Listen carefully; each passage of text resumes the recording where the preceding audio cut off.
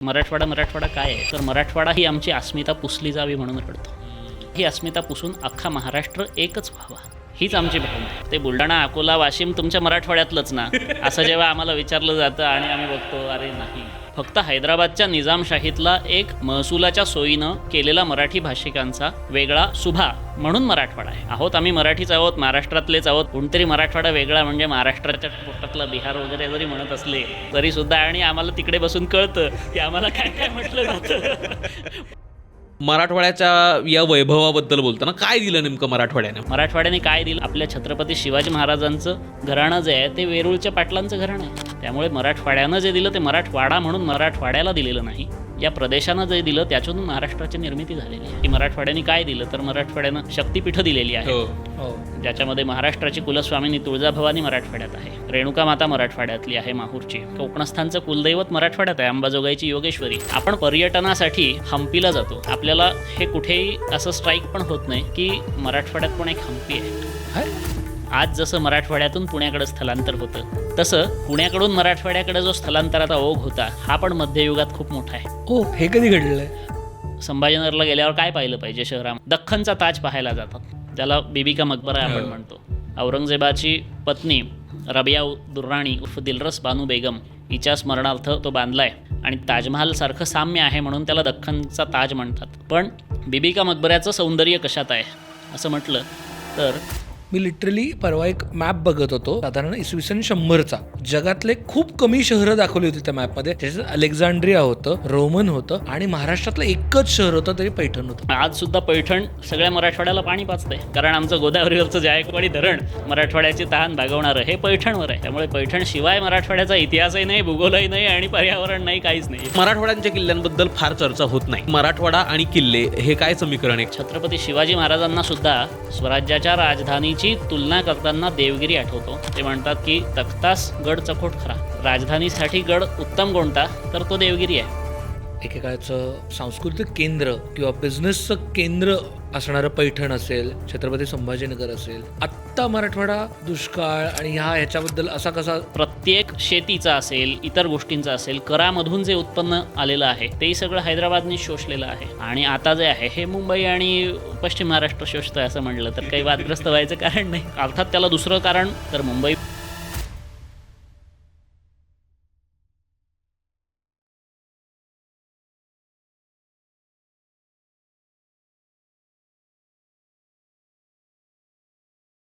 Hello hi hello नमस्कार. तुमच्या सगळ्यांचं मनापासून खूप खूप स्वागत आहे द मुक्त शो म्हणजे स्टॅटच्या या नव्या कोऱ्या एपिसोडमध्ये. आज आपण महाराष्ट्रातल्या माझ्या फेवरेट भागाबद्दल बोलणार आहोत, ज्याचा इतिहास अखंड भारतभर नाही तर जगभर गाजला आहे, ज्यांनी एकेकाळी फक्त भारतात महाराष्ट्रात नाही तर अगदी रोमन साम्राज्यासोबत पण व्यवहार केलेला आहे, ज्याच्या इतिहासाने दिल्लीच्याही तख्ताला घाम फुटलेला आहे, ज्याच्या कामाने अजूनही आपण आर्ट म्हणजे काय हे बघायला त्याचे रेफरन्सेस घेतो. अर्थात आपण बोलतो आहे मराठवाड्याबद्दल. आत्ता मे बी आपल्याला मराठवाडा म्हणला की थोडंसं दुष्काळ दिसतो किंवा राजकीय उदासीनता दिसते, कुठेतरी पाणी नसलेले बंधारे दिसतात.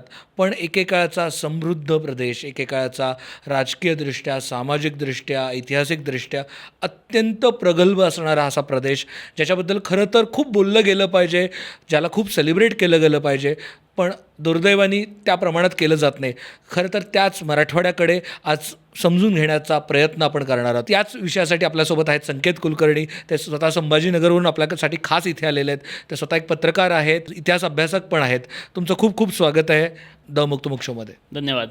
म्हणजे आम्हाला खरं तर खूप दिवस झालं हा एपिसोड करायचा होता की छत्रपती संभाजीनगर आणि त्याच्या आजूबाजूला सगळा लागून येणारा प्रदेश याच्याबद्दल आम्हाला इतकं बोलायचं होतं आणि फॉर्च्युनेटली आपण मराठवाड्याचा इतिहासाबद्दलचा एपिसोड करतो आहोत, तर फार छान वाटतं. तर थँक्यू सो मच.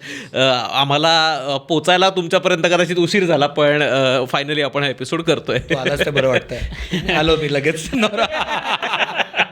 नाही आणि मलाही छान हे याच्यासाठी वाटतंय की कोणाला तरी हे जाणून घ्यायचं आहे आणि मराठवाड्याबद्दलची उत्सुकता अनेकांना असते की ते बुलढाणा, अकोला, वाशिम तुमच्या मराठवाड्यातलंच ना असं जेव्हा आम्हाला विचारलं जातं आणि आम्ही बघतो अरे नाही, मराठवाडा तो नाही आहे. आम्ही 8 जिल्हे स्वतंत्र आहोत. मराठवाडा काय आहे तर मराठवाडा सगळा मराठी भाषिकांचाच जरी प्रदेश असला, महाराष्ट्राचाच एक भाग असला, तरी मराठवाडा ही वेगळी ओळख म्हणून जेव्हा आपण बघतोय, फक्त हैदराबादच्या निजामशाहीतला एक महसुलाच्या सोयीनं केलेला मराठी भाषिकांचा वेगळा सुभा म्हणून मराठवाडा आहे. आहोत आम्ही मराठीच आहोत, महाराष्ट्रातलेच आहोत, महाराष्ट्राच्या बाहेरचे नाही. जरी महाराष्ट्राने कोणतरी मराठवाडा वेगळा म्हणजे महाराष्ट्राच्या पोटातला बिहार वगैरे जरी म्हणत असले तरीसुद्धा, आणि आम्हाला तिकडे बसून कळतं की आम्हाला काय काय म्हटलं नव्हतं. पण उपासाची गोष्ट वेगळी. पण मराठवाडा ही जी ओळख आहे ना, मराठवाडा म्हणजे आता हैदराबादचा निजामाच्या आधिपत्याखाली जेव्हा आमचा भाग होता त्यावेळी त्याच्या राज्यामधले हैदराबाद संस्थान हे एक प्रचंड मोठं संस्थान त्या काळी भारतातलं होतं, आणि त्यांनी महसुली व्यवस्थेसाठी मराठी भाषिकांचा 5 जिल्ह्यांचा प्रदेश, कानडी भाषिकांचा वेगळा प्रदेश आणि तेलुगू भाषिकांचे 2 सुभे असे हे 4 सुभे केलेले आहेत. त्यातला मराठी भाषिकांचा प्रदेश मराठवाडा ही आमची फार नाही की गेली 250-300 वर्षांचीच ओळख आहे. जेव्हा हा हैदराबादचा निजाम ज्याला म्हणतो आपण, तो औरंगाबादवरनं ही हैदराबादच्या ही या निजामांची आसफ जहांची 3री पिढी जेव्हा तेव्हाच्या औरंगाबादवरून हैदराबादला शिफ्ट झाली आहे, तेव्हापासून त्यांची निजामे हैदराबादवरून सुरू झाली.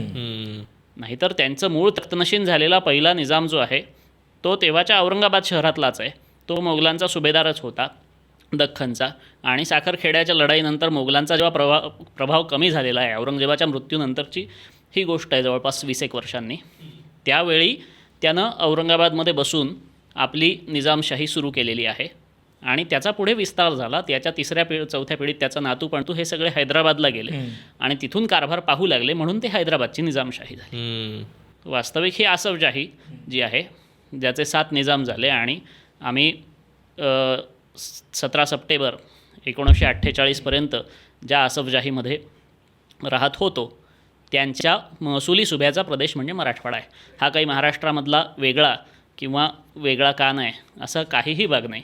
मला त्यालाच धरून हा प्रश्न विचारायचा होता. म्हणजे सुरुवातीलाच तू मेन्शन करताना म्हटलास की नेमकं मराठवाडा काय, म्हणजे बुलढाणा पण मराठवाड्यात येतो का पासून अनेक प्रश्न लोकांना पडतात.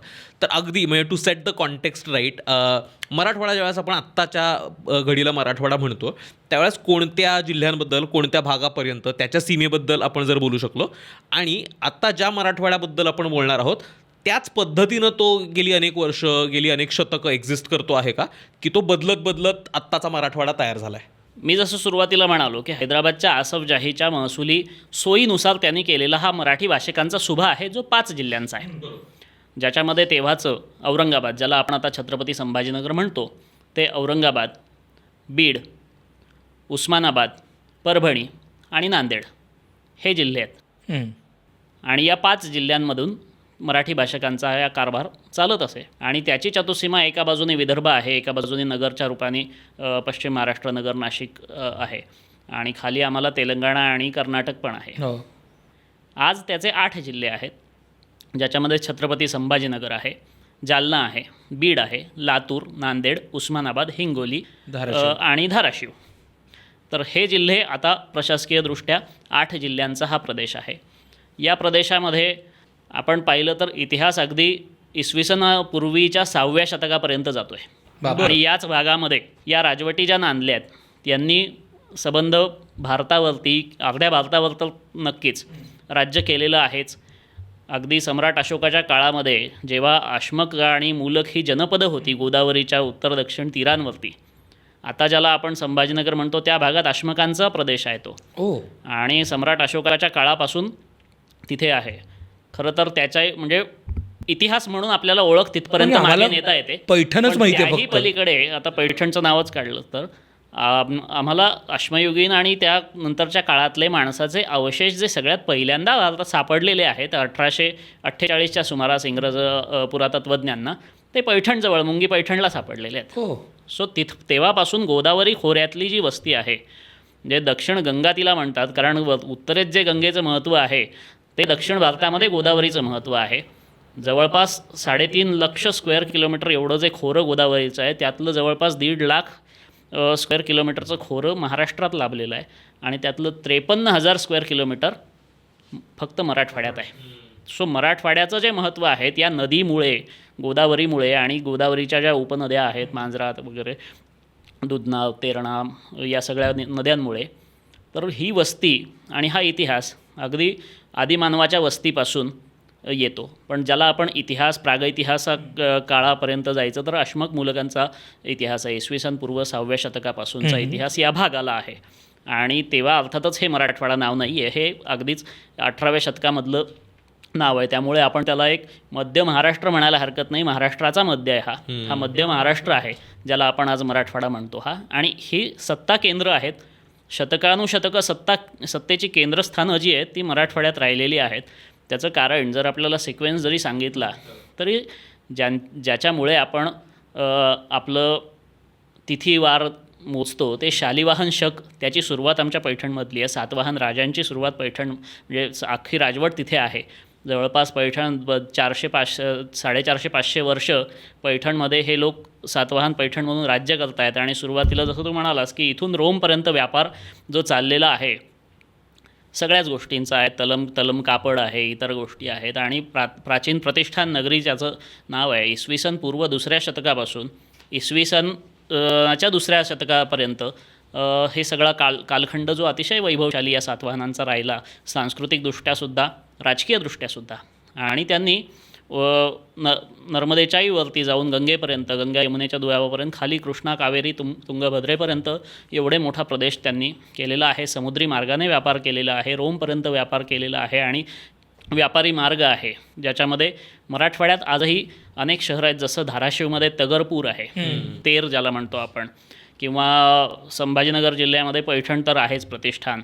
आजच्या जालना जिल्ह्यामध्ये भोगवर्धन, ज्याला भोकरदन म्हणतो, हे अतिशय महत्त्वाच्या व्यापारी पेठा आहेत सातवाहनांच्या काळातल्या, तगर आणि भोगवर्धन. आणि ते म्हणजे तेरचं आपण आता एक प्रसिद्ध उदाहरण घ्यायचं तर इटलीमधल्या पॉम्पेईला जे उत्खनन झालं तिथे हस्तिदंती जी बाहुली सापडली, तशीच्या तशी बाहुली आपल्याला तेरच्या उत्खननामध्ये सापडलेली आहे. आणि तशीच एक बाहुली भोगवर्धनच्या उत्खननात सापडलेली आहे. तिला आपण पॉम्पेई लक्ष्मी आज म्हणतो, पण या हस्तिदंती बाहुल्यांची आता ही इकडून तिकडे गेली की तिकडून इकडे गेली याच्यावर इतिहास संशोधक वाद घालतील. पण गेली हे मात्र कुठून ना कुठून तरी गेली, म्हणजे यांचा संबंध आहे, व्यापार आहे. आणि त्याच्या अनेक गोष्टी सापडलेल्या आहेत. म्हणजे गौतमीपुत्र सातकर्णीची नाणी असतील किंवा इतरही सातवाहन राजांच्या नाण्यांमधून जो प्रभाव आपल्याला दिसतो या सगळ्या राजवटीच्या विस्ताराचा, त्यामुळे या पैठण आणि प्रतिष्ठानचं महत्त्व अधोरेखित होतं. आता याच्यात पुढे कथा आपण भरपूर ऐकतो की आपण सगळ्या महाराष्ट्रात आज गुढीपाडवा साजरा करतो. पण त्या गुढीपाडवा साजरा करण्याचं कारण काय आहे तर शालिवाहनानं शकांचा जो संहार केलेला आहे आणि पारिपत्य केलेलं आहे. त्यातही थिअरीज बऱ्याच असतील, पण लोकांनी स्वीकारलेली कथा, लोकमानसात आज रूढ असलेली जी कथा आहे की शालिवाहनानं त्या उज्जैनच्या विक्रमादित्यानं पैठणवरती आक्रमण केलं आणि कुंभाराचा मुलगा असलेला हा शालिवाहन, जो ज्याला आवड होती की मातीचे हत्ती, घोडे, सैनिक तयार करायचे, त्यानं आपला पिता नागराज त्याच्याकडनं अमृतकुंभ आणला, तो विहिरीत ओतला आणि त्या विहिरीचं पाणी शिंपडून हे मातीचे सैनिक जागे केले. आणि त्यांनी या पैठणच्या राजा दीपकर्णीवर झालेलं आक्रमण थोपवलं आणि विक्रमादित्याचा पराभव केला. तो शालिवाहन पुढे राजा झाला आहे. आणि त्याचं शक आहे ते शालिवाहनानं सुरू केलेला शक म्हणून आपण शालिवाहन शके, तो ज्या दिवशी सुरू होतो त्या चैत्र शुद्ध प्रतिपदेला आपण गुढीपाडवा साजरा करतो. त्या दिवसाचा स्मरण, शालिवाहनानं केलेल्या शकांच्या पराभवाचं स्मरण म्हणून आपण गुढीपाडवा आनंदोत्सव म्हणून साजरा करतो. त्याची कथा घडलेली ती पैठणलाच आहे. घडली न घडली ही दंतकथा असेल, पण आज जी जनमानसात रूढ झालेली आहे ती त्या पैठणमध्ये आहे, म्हणजे आजच्या मराठवाड्यात आहे. पैठणचं महत्त्वच अद्वितीय आहे. कारण मी लिटरली परवा एक मॅप बघत होतो, साधारण इसवी सन 100चा. जगातले खूप कमी शहरं दाखवली होती त्या मॅपमध्ये, ज्याच्यात अलेक्झांड्रिया होतं, रोमन होतं आणि महाराष्ट्रातलं एकच शहर होतं तरी पैठण होतं. महाराष्ट्रातलं काय, भारतातली मोजून 3 शहरं होती, त्यातलं एक पैठण होतं. इसवी सन 100 सालचं. बापरे. जुन्नर आणि नाणेघाटामधल्या ज्या गोष्टी आपण पाहतो त्या लेण्यांमध्ये या सातवाहनांची सगळ्यांच्या प्रतिमा असलेली लेणी पण एक जी सांगितली जाते, या सगळ्या राजपुरुषांचं वास्तव्य, तिथून त्यांची कर्तबगारी, तिथून त्यांनी केलेला व्यापार, त्यातले वेगवेगळ्या लोकांना दिलेला आश्रय, मग त्यात कला असेल, संस्कृती असेल, ज्या काही गोष्टी वाढत गेल्या, म्हणजे त्यात अगदी वस्त्रोद्योगापासून तर हस्तिदंत, मसाले आणि या व्यापाराच्या समुद्री मार्गापर्यंतच्या व्यापाराच्या ज्या गोष्टी आहेत या मराठवाड्यामध्ये आहेत आणि ते पैठण आज मराठवाड्यात आहे, हे आमच्या भागाचं भाग्य आहे. आम्हाला ते पटो न पटो, पण म्हणजे त्याची जाण असू न असं म्हणायला हवं. पण पैठण इतकं जुनं आहे आणि पैठणचा इतिहासच जर म्हटलं तर प्रत्येक शतकामध्ये त्या इतिहासात काही ना काही पैठणला घडलेलंच आहे. अगदी 20व्या शतकापर्यंतच्या प्रत्येक शतकातल्या महत्त्वाच्या घटना पैठणच्या आपण सांगू शकतो, इतकं पैठणचं महत्त्व आहे. सातवाहनांची राजवट जरी संपलेली असली, सातवाहनांच्या नंतर ज्या राजवटी आल्या, म्हणजे वाकाटक आले, वाकाटकांच्या काळात अजिंठा आपल्याकडे आहे, ते आपण पुढे घेऊ. पण त्यानंतर चालुक्य आहेत. चालुक्यांचं पुलकेशीच्या काळामध्ये पैठण एक महत्त्वाचं केंद्र राहिलेलंच आहे. पुढे राष्ट्रकूटांचा उदय आहे. राष्ट्रकूटांचं केंद्र जरी लत्तलूर म्हणजे आताचं लातूर आपण म्हणत असलो, त्यांचं राजधानी असली तरीसुद्धा पुढे येऊन त्यांनी जो वेरूळ आणि या परिसरामध्ये घालवला, त्यावेळी पैठण एक महत्त्वाचं केंद्र आहे. आणि असं करत करत आजसुद्धा पैठण सगळ्या मराठवाड्याला पाणी पाजते, कारण आमचं गोदावरीवरचं जायकवाडी धरण मराठवाड्याची तहान भागवणारं हे पैठणवर आहे, अवलंबून पैठणमध्ये आहे. त्यामुळे पैठण शिवाय मराठवाड्याचा इतिहासही नाही, भूगोलही नाही आणि पर्यावरण नाही, काहीच नाही. मला वाटत नाही कोणतंही भारतातलं असं एक शहर असेल ज्याला एवढा 2500 वर्षांचा इतिहास लाभलेला आहे. अगदीच. आपण आता पैठणबद्दल बोललो आणि एकूणच जसं तुम्ही बोलताना म्हटलं की कसं मराठवाड्यातला सुद्धा ज्याला जास्त क्रेडिट दिलं पाहिजे तसा पैठण हा भाग आहे, तसंच महाराष्ट्रातला तसा बऱ्यापैकी दुर्लक्षित भाग म्हणजेच मराठवाडा आहे. मराठवाड्याच्या या वैभवाबद्दल बोलताना काय दिलं नेमकं मराठवाड्याने? म्हणजे आपण वेगवेगळ्या गोष्टींबद्दल म्हणजे पैठणबद्दल चर्चा केली, नेमकं मराठवाड्याचं वैभव किती मोठं आहे जे आपण आत्ता विसरलो आहे. म्हणजे काय काय दिलं मराठवाड्याने याची अगदी जर थोडक्यात आपल्याला उजळणी करता आली आणि त्याचा जर काही एक आलेख बांधता आला की या टप्प्यात या गोष्टी घडल्या आणि हे आहे महाराष्ट्रासाठी मराठवाड्याने दिलेलं वैभव. सातवाहनांच्या काळामध्ये तर व्यापार आणि या सगळ्या गोष्टी आहेत. त्या काळात हा प्रदेश अर्थातच अतिशय समृद्ध असला पाहिजे. सातवाहन असतील, नंतर वाकाटक असतील, बदामीचे चालुक्य आहेत, कल्याणीचे चालुक्य आहेत, राष्ट्रकूट आहेत, यादव आहेत, त्यानंतरही खिलजी, तुघलक, बहामनी, मोगल, काही काळ मराठेशाहीचाही काही अंश आणि पुढे आसफजाही, या प्रत्येकाचं राजकारणाचं केंद्र मराठवाडा राहिलं आहे का? यातल्या अनेक राजवटींची राजधान्या मराठवाड्यात का आहेत? म्हणजे त्याच्यामध्ये अगदी शिलाहार आणि कलचुरींपर्यंत आपण अनेक गोष्टी पाहिल्या. त्याच्यामुळे लत्तलूर असेल, नंदीग्राम म्हणजे ज्याला आपण नांदेड म्हणतो ते ठिकाणं असेल, किंवा ज्याला तगरपूर आहे व्यापारी केंद्र आहे, किंवा बीड अख्खं शहर जे आहे त्याचं मुळात सैन्याचा तळ बीड आहे. अंबेजोगाई आहे जे ज्ञानकेंद्र, आपण जेव्हा बोलत होतो की अंबेजोगाईमधली जी विद्वानांची परंपरा आहे, किंवा पैठणमधली सुद्धा इव्हन ज्ञानाच्या दृष्टीने सुद्धा त्या काळातलं जे काही ज्ञान आहे वेद पुराणाचं, धर्माचं आणि आणखी कला संस्कृतीचं, हे केंद्रसुद्धा तिथे आहे. यादवांच्या काळामध्ये देवगिरी केवढा समृद्ध प्रदेश आहे. देवगिरी लुटण्यासाठी यावं याचं आकर्षण खिलजीला वाटावं, इतका समृद्ध जर प्रदेश हा असेल तर ती समृद्धी काय होती किंवा कशी होती? आज जरी तिथे काही नसलं, त्याची कारणं राजकीय असतील, भौगोलिक असतील, पर्यावरणीय असतील, काही असो, पण मराठवाड्याने या राजवटींचं केंद्रस्थान राहिलेला मराठवाडा आहे. आणि त्यातला प्रदीर्घ काळ देवगिरीचा सुद्धा जो आहे, किंवा पुढे बादशाह औरंगजेबाच्या काळातसुद्धा बादशाह आयुष्याची शेवटची 25-26 वर्ष राहतो आहे, तर अख्खी दिल्ली इथे आलेली आहे. त्याच्याही आधी तुघलकाच्या काळात तुघलकाला भारताची राजधानी देवगिरीला हलवावी असं फक्त वाटलंच नाही, त्यानं ते प्रत्यक्षात आणलं. त्याची कित्येक महिने तयारी केली, दिल्लीपासून रस्ते केलेत देवगिरीपर्यंत, आणि देवगिरीला खरीखुरी राजधानी आणली आहे. आणि आणूनसुद्धा ती काही वर्ष टिकला आहे. तो जरी त्याला उत्तर मग असुरक्षित झाल्यामुळे परत गेला, तो निर्णय त्याचा चुकला असं म्हणूया, पण ते करावं वाटणं आणि त्यानं ते प्रत्यक्षात आणण्यासाठी आणि इतके वर्ष त्याचा तो विचार टिकवून प्रत्यक्षात आणण्यासाठीची कन्सिस्टन्सी आहे, त्या काळात या भागात स्थैर्य आहे, या काळात समृद्धी आहे, या भागात अन्न आहे, पाण्याची मुबलकता आहे, सगळ्याच दृष्टीनं सुरक्षितता आहे. म्हणजे भारताचं सत्ता केंद्र होतं. आणि तितकंच नाही, पुढे जेव्हा मोगलांनी अहमदनगरला धडका देऊन जेव्हा निजामशाही संपवायचा प्रयत्न केला, त्यावेळी ज्याला आपण दूरदर्शी राजकारणी म्हणतो त्या मलिक अंबरनीसुद्धा राजधानीचं केंद्र म्हणून निजामशाहीचं औरंगाबादची निवड केली. त्या औरंगाबाद आपण असं म्हणूया नको, कारण त्यावेळी औरंगाबाद हे नाव नाही आहे. त्यावेळी खडकी नावाचं जे गाव असेल हो. ते गाव खडकी त्याने विकसित केलं आहे आणि तिथे शहर बसवलं आहे निजामासाठी. पाणी कुठलं नसताना त्या काळात त्यांनी नहरीद्वारे पाणी आणलं शहरामध्ये. जवळपासच्या डोंगरांमध्ये पाझर शोधून ते अंडरग्राऊंड वॉटर सिस्टीम तयार करून अगदी 16व्या शतकामध्ये त्यांनी तिथं पाणी आणून त्या जागी राजधानी वसवली आहे. याचं कारण काय आहे? 2-2.5 हजार वर्ष सतत प्रत्येक राजवटीला आपलं राजधानीचं केंद्र किंवा सत्तेचं प्रमुख स्थान हे असावं. मोगली काळामध्ये तर दख्खनेचं प्रवेशद्वार आहे, बुऱ्हाणपूर नंतर औरंगाबाद केलं आणि तेच पुढे कायम राहिलं. त्याचं कारणही हेच असावं की या भागामधला जो वर्सटॅलिटी आहे प्रत्येक उत्पन्नामधली, महसुलातली आणि इतरही सगळ्या गोष्टींमधली, या मैदानी प्रदेशात या केंद्रस्थानी राहिल्यानंतर गोदावरीच्या ठिकाणी त्यांना अख्ख्या दक्षिण भारतावरती आपण कंट्रोल मिळवू शकतो असं वाटावं, इतकी सुरक्षितता या राजवटींना या भागात वाटलेली आहे. हे राजवटींचं झालं. कला आणि साहित्याच्या दृष्टीने सुद्धा यादव काळातही आपण पाहिलं, जेव्हा खिलजीचं आक्रमण होतं आहे त्याच्यासोबत अमीर खुसरो आलेला आहे आणि अमीर खुसरो इथे बघतो आहे की इथे गोपाल नायक आहे ज्यानं करंबक रागाची निर्मिती केली. अनेक राग तयार केले, पखवाज आणि अनेक वाद्यांचा तो पंडित आहे.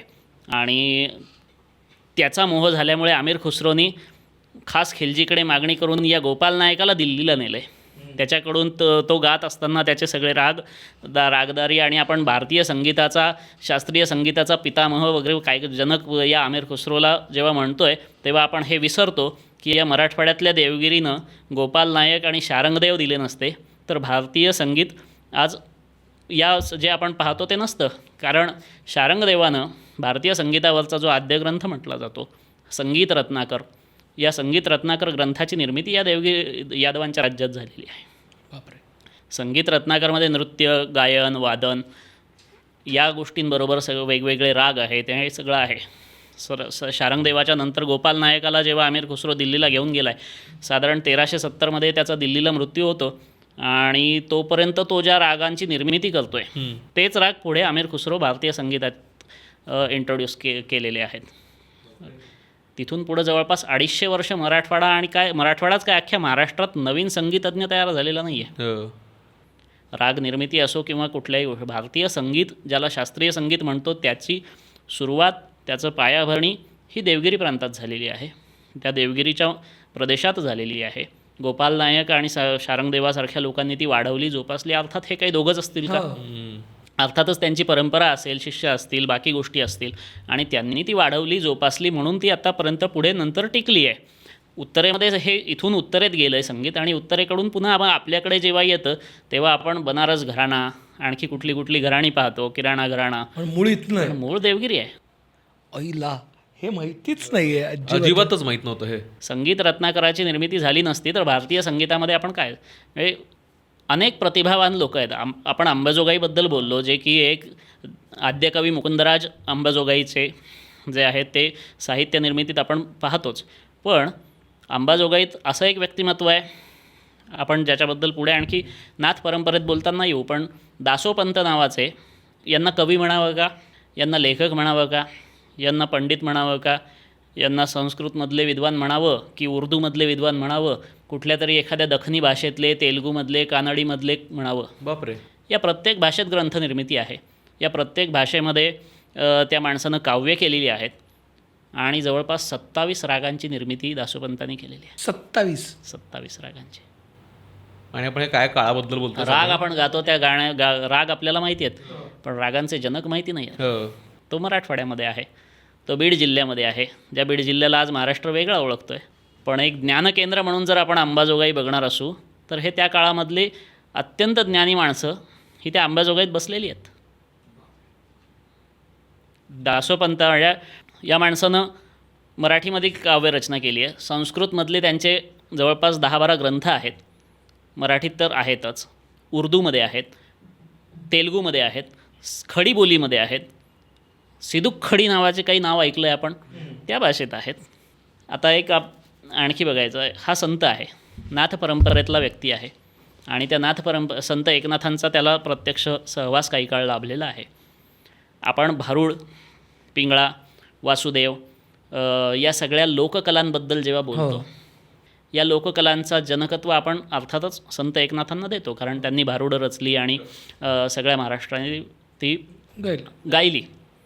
त्यापेक्षाही अधिक प्रमाणामधल्या काव्यरचना भारुडांच्या, पिंगळाच्या, आणखी बऱ्याच या लोककला ज्या आहेत वासुदेवाच्या आणि या सगळ्याची रचना या दासोपंतांनी पण केलेली आहे आणि विपुल काव्यरचना आहे.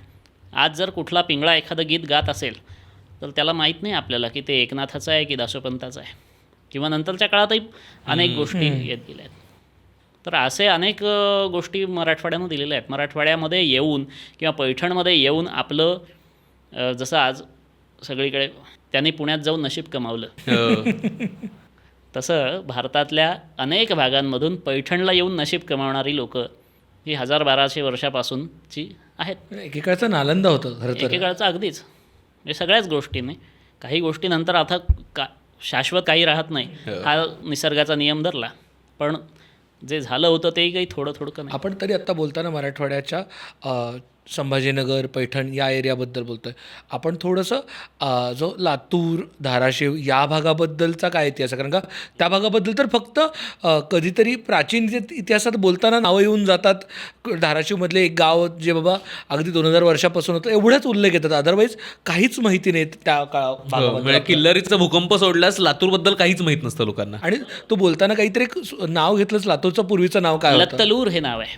हे राष्ट्रकूटांची राजधानी आहे आणि राष्ट्रकूट हे मूळचे अर्थातच राष्ट्रकूट असतील किंवा यादव ही मराठी राजघराणी आहेत त्या काळातली. आणि हे लत्तलूरचे काही काळ त्यांची उपराजधानी कंधारला होती. नंतर अख्खं वेरूळ जे आहे, वेरूळचं लेणं राष्ट्रकूटांच्या काळातलं कैलास लेणं जे आपण पाहतो ते त्यांनी दिलेलं आहे. तर हे सगळी लोक तिकडून आलेली आहेत.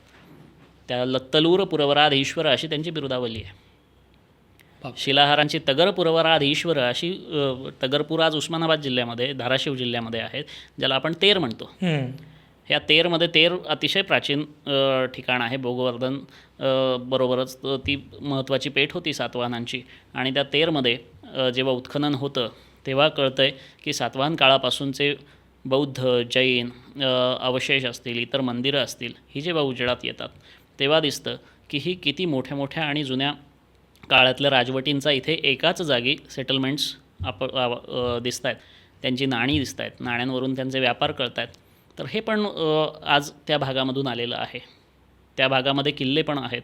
आपण किल्ल्यांबद्दल बोलताना पुढे त्याच्यात येऊच, पण अशा अनेक गोष्टी आहेत. बीड, नांदेड, हिंगोली, औंढा नागनाथ आहे, ज्याला पूर्वीच्या काळी आमर्दक प्रदेश असं म्हणतो. आज हिंगोली जिल्ह्याचा एक महत्त्वाचा भाग आहे औंढा नागनाथ, जे ज्योतिर्लिंग आहे. त्या बाबतीत आपण अजून पुढे पाहिलं की मराठवाड्याने काय दिलं, तर मराठवाड्यानं शक्तिपीठं दिलेली आहे, ज्याच्यामध्ये महाराष्ट्राची कुलस्वामिनी तुळजाभवानी मराठवाड्यात आहे, रेणुका माता मराठवाड्यातली आहे, माहूरची. आपण कोकणस्थ ही एक आपल्याकडचा जो भाग आहे, कोकणस्थांचं कुलदैवत मराठवाड्यात आहे, अंबाजोगाईची योगेश्वरी. त्यानंतर ज्योतिर्लिंग आहेत 3 मराठवाड्यामध्ये, ज्याच्यामध्ये औंढा नागनाथ हे महत्त्वाचं ज्योतिर्लिंग आहे. त्यामध्ये परळी वैजनाथ आहे आणि 12वं ज्योतिर्लिंग घृष्णेश्वर जे आहे ते घृष्णेश्वर वेरूळमध्ये आहे. तर हे मराठवाड्यात आहे. अशा अनेक गोष्टी आहेत. यादवांचं तर आता मराठवाड्यात आहे म्हणून आपण म्हणतो, पण हे यादवांनी जी मंदिरं उभारली ती आजच्या काळात विदर्भात पण आहेत. बरोबर. लोणार जे आहे हे अख्खं यादवकालीन आहे. आपण पर्यटनासाठी जेव्हा हम्पीला जातो, आपण पर्यटनासाठी जेव्हा बदामीला जातो, तेव्हा आपल्याला हे कुठेही असं स्ट्राईक पण होत नाही की मराठवाड्यात पण एक हम्पी आहे. आपल्याला माहीत नाही. मराठवाड्यामध्ये सुद्धा एखादं बदामीसारखं उत्तम ठिकाण आहे की जे जर पर्यटन म्हणून डेव्हलप केलं तर होऊ शकतं. नांदेडजवळ होट्टल आहे. या होट्टलची जी चालुक्यांची मंदिरं आहेत ही आज इतकी समृद्ध आहेत की एक पर्यटनाचं तिथे खूप मोठं केंद्र होऊ शकतं. बरं, मी कधी नावही ऐकलं नाही आहे.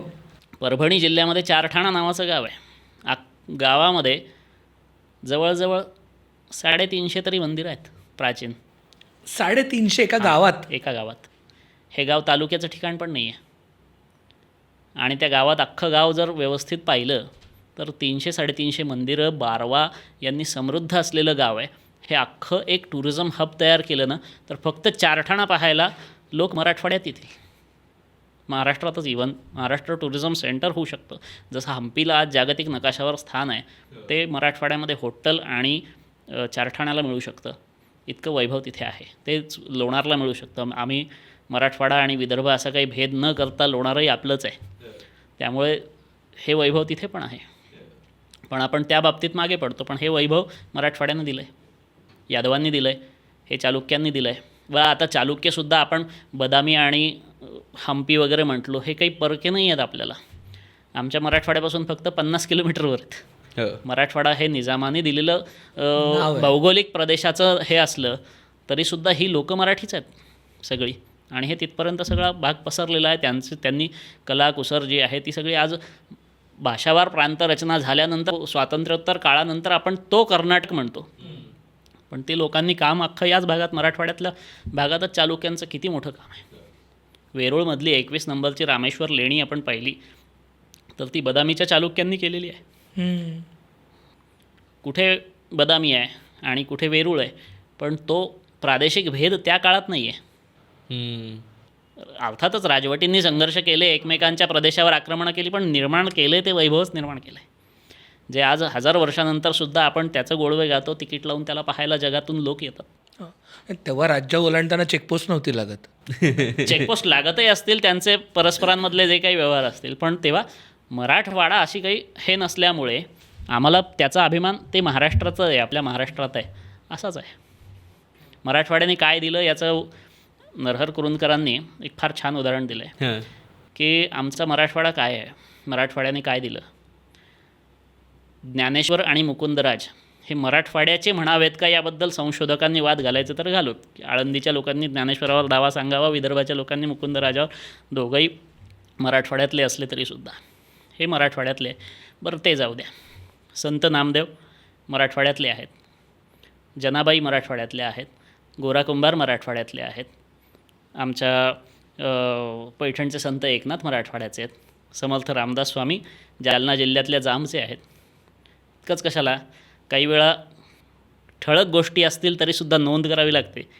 आपल्या छत्रपती शिवाजी महाराजांचं घराणं जे आहे ते वेरूळच्या पाटलांचं घराणं आहे, ते मराठवाड्यातच आहे. छत्रपती शिवाजी महाराजांचे उपपंतप्रधान अण्णाजी दत्तो मराठवाड्यातले आहेत. पंतप्रधान मोरोपंत पिंगळे नांदेडजवळच्या बिलोलीचे आहेत. त्याचबरोबर अंबाजोगाईचे दासोपंत असतील किंवा इतर अनेक अशा लोकांची यादी आपल्याला देता येईल जे मराठवाड्याचे आहेत. वेगळेपण काय आहे, कुरुंदकर असं सांगतात,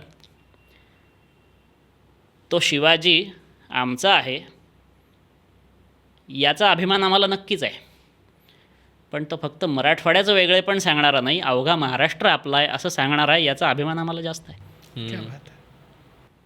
त्यामुळे मराठवाड्यानं जे दिलं ते मराठवाडा म्हणून मराठवाड्याला दिलेलं नाही, या प्रदेशानं जे दिलं त्याच्यातून महाराष्ट्राची निर्मिती झालेली आहे.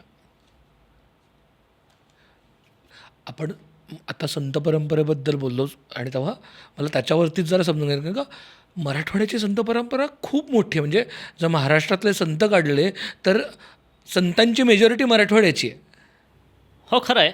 आता मराठवाड्यानं दिलेल्या 2 मोठ्या भक्ती परंपरा, सगळ्यात पहिलं भागवत धर्माची परंपरा जी आहे, वारकरी संप्रदाय, आणि दुसरा महानुभाव.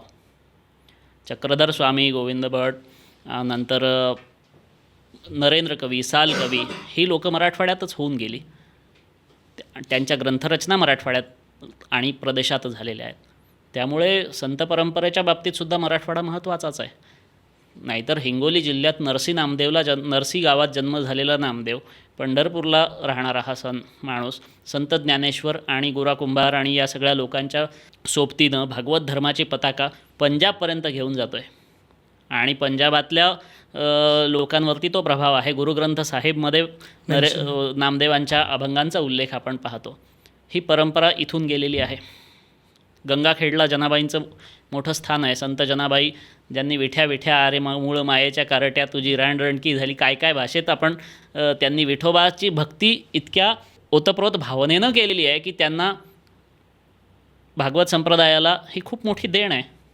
आणि सगळ्यात मोठं वैभव म्हणजे, आता हे विधान करतो आहे मी, पण महाराष्ट्राचा पांडुरंग महाराष्ट्राला परत मिळवून देणारा पण मराठवाडा आहे. कसं जो पंढरपूरचा पांडुरंग विजयनगरच्या कृष्णदेवरायानं हम्पीला नेला आणि त्याच्यासाठी तिथे हम्पीमध्ये मंदिर बांधलं आहे.